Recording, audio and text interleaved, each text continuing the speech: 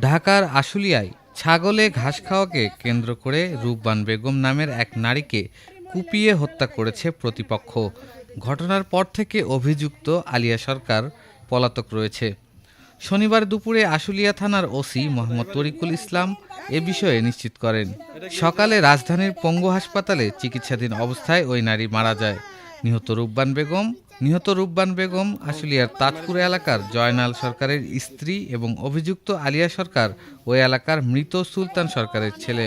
স্থানীয়রা জানান, বৃহস্পতিবার সকালে রূপবান বেগমের একটি ছাগল আলিয়া সরকারের উঠানে ঘাস খেতে যায়। এ সময় আলিয়া সরকার ছাগলটিকে কুপিয়ে হত্যা করে। পরে ছাগলের বিষয়ে জানতে আলিয়া সরকারকে জিজ্ঞাসা করতে যায় রূপবান। এ সময় তাদের মধ্যে কথা কাটাকাটি হয়। কথা কাটাকাটির এক পর্যায়ে আলিয়া সরকারের হাতে থাকা ধারালো দা দিয়ে রূপবানের পায়ে কোপ দিয়ে পালিয়ে যায়। এ সময় তার চিৎকারে আশেপাশের লোকজন এগিয়ে এসে তাকে উদ্ধার করে ঢাকা পঙ্গু হাসপাতালে ভর্তি করেন। সেখানেই চিকিৎসাধীন অবস্থায় মারা যান তিনি।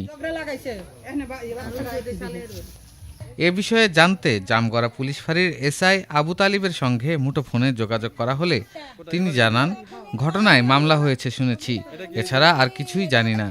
ঘটনার পর থেকে আসামি পলাতক রয়েছে, তবে আসামি গ্রেপ্তারের সর্বাত্মক চেষ্টা চলছে বলেও জানান তিনি। ফাঁসি চাই।